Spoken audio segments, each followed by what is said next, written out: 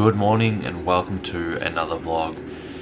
Had a pretty good response to my video yesterday, but the funny thing was I posted that video on a few of my Facebook groups, so they're like YouTube support style groups, and on one of them I had about 2 or 3 comments saying sub for sub, like they were legit serious. And then I asked one of them, did you watch the video? And they said yes, now please do the same for me and subscribe. And I said, if you watched the video then you wouldn't have asked for sub. And that they ignored me, and then about 2 seconds later I had a dislike on my video, so I know who that was. But anyway, it's just really annoying. So today I'm finishing up those showreel scenes from yesterday. Well, I'm going to do as much as I can. Right now I've done the audio, I'm pretty happy with that, it's come along really well. Now I'm just doing some color correction. So the mistake we made when we shot this, we had some lights there, but we filmed in front of a window. The blinds were closed, but the sun was obviously moving around, so the color correction is a bit more difficult than it should be. Wish we were in a more controlled environment.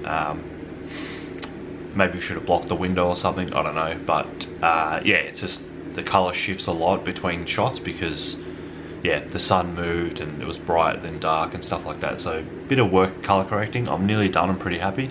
Then once I'm done with the color correction, I'll get onto grading, which is just, this one's just going to need a really light one, nothing too serious. So hopefully I'll finish this scene today and then I can move on to the next one. There's 3 to do, so yeah, should be really fun. This is the part I enjoy most of the time. Sometimes after a while it does get a bit tedious, but for the most part I do enjoy color grading.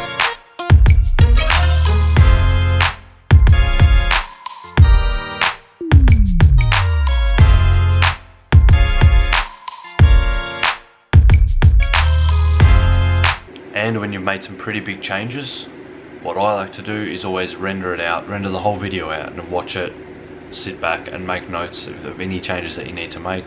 It's usually easier than watching it in the preview window in Premiere. Sometimes it lags and it's just good to see a full screen outputted video.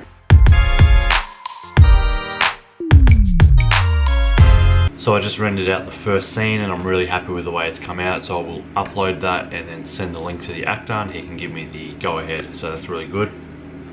I think a few vlogs ago I mentioned that I might be doing a giveaway on this bike light. I don't know how many of you ride bikes, but not many people said they'd be interested in the giveaway except for Juicebox Deuce, so it's all yours, man. Maybe private message me on Facebook. I know you're on Facebook, so private message me on Facebook with your address and stuff and I'll send that over to you, man. So just a way of saying thanks heaps for your support. I can't give everyone something obviously, but it's just I can't be bothered selling it and I've got another one, so yeah, hope you enjoy it. Also I forgot to mention that the mechanic called me yesterday regarding Katie's car, and unfortunately it wasn't that cheap easy part to fix. It was actually the water pump, so a bit more expensive, but it's not too bad. So that should be ready today, so I think with any luck we'll be picking that up for her today. She's at work today, so she can't pick it up. I can't remember what time she finishes, but we'll pick it up for her, or I'll pick it up for her and drop it back off at her house or at her work, whatever happens.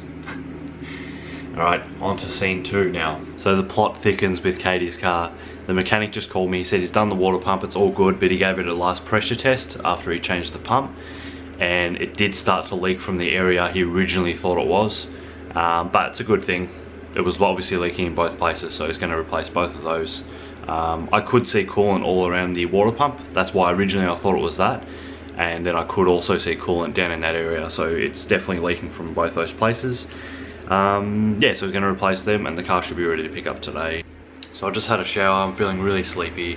I don't know why, but when I have a shower during the day it makes me tired, but if I have one at night it actually wakes me up. So I don't know if it's just me, but yeah, Katie's car should be ready soon. I'm just continuing with this editing. I'm up to the 2nd scene, so should hopefully get that one done today and maybe do the 3rd one tomorrow. And while I'm waiting for this last cut to render out, I'm going to be catching up on my YouTube subscriptions.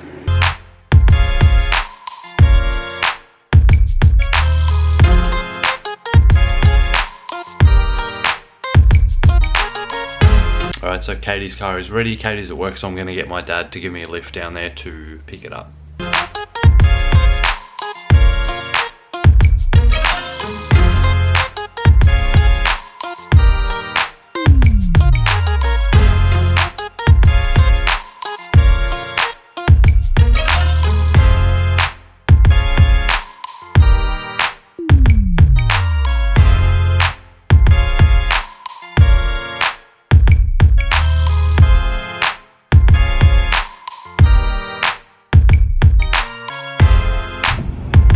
And we've hit some traffic. If you look in the background, you will see one of those guys who clean your windscreen at the lights. I don't know if, does that happen all over the world? I'm not sure, but yeah, they basically clean your windscreen and you're supposed to give them some money to do it. Good on them.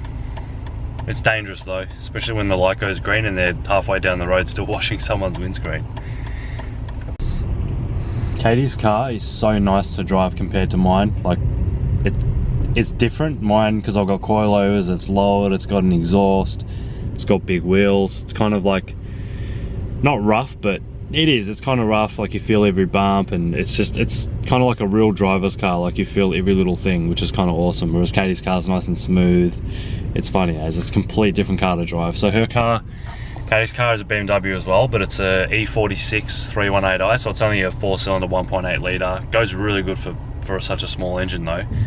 And it's so it's like a 2003 or 2004 model, I can't remember, but it's a really nice little car. But yeah, it's so different to mine. If any of you live in Melbourne and you're looking for an awesome mechanic, you got to go to a place called Euroworks.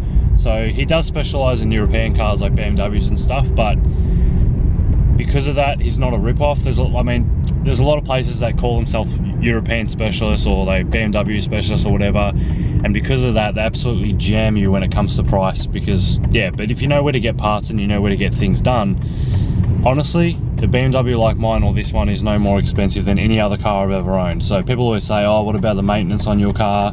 And I'm like, nah, if you know where to go and you're not silly and you don't go to the dealership, you're gonna be fine. But anyway, this mechanic, he's really, really good. He's very well priced, he knows his stuff, and yeah, for every car, not just Euro cars. I've got a mum and dad, or dad's got a BMW as well, but I've got a mum taking her car there now, which is a Toyota.